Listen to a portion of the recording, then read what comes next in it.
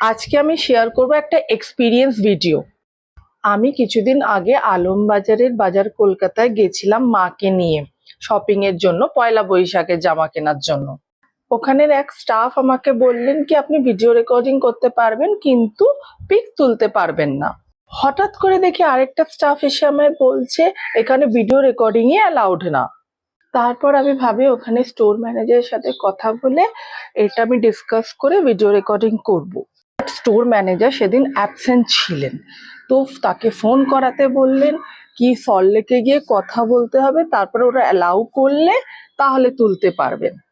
এরকম এক্সপিরিয়েন্স আমার জুডিওতেও হয়েছিল যে ফটো তুলতে বা ভিডিও তুলতে দেয়নি, তখন আমি ওদের কমপ্লেন করাতে ওরা অ্যালাউ করে দিয়েছিল আর রিপ্লাইও ওরা করেছিল যে প্রবলেম হলে আমাকে জানাবেন।